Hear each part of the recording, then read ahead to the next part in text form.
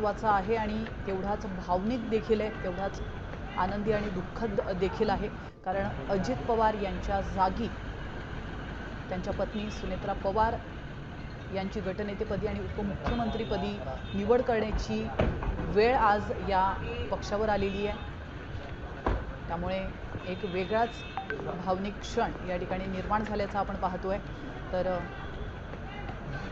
या ठिकाणी रुपाली चाकणकर, अदिती तटकरे आणि इतरही काही महत्त्वाचे बडे नेते अजित पवार गटाचे उपस्थित आहेत आणि त्यांनी सुनेत्रा पवार यांचं स्वागत केलेलं आहे। अवघ्या काहीच वेळात आता ही बैठक सुरू होईल। या बैठकीमध्ये दिलीप वळसे पाटील प्रस्ताव मांडतील आणि छगन भुजबळ या प्रस्तावाला अनुमोदन देतील आणि अधिकृतपणे सुनेत्रा पवार यांची या गटनेतेपदी निवड केली जाईल। त्यानंतर अवघ्या 2 तासानंतर उपमुख्यमंत्रीपदी देखील सुनेत्रा पवार, अजित पवार यांच्या पत्नी सुनेत्रा पवार या विराजमान होतील। त्यांची शपथविधी आज 5 वाजता पार पडणार आहे।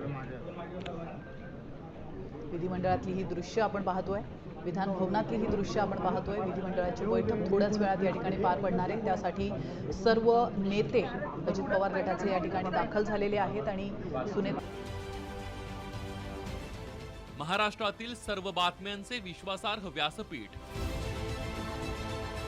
सकाळच्या सर्व सोशल मीडिया प्लॅटफॉर्मला लाईक, फॉलो आणि सबस्क्राईब करा। तसंच सर्व नोटिफिकेशनसाठी बेल आयकॉन प्रेस करायला विसरू नका।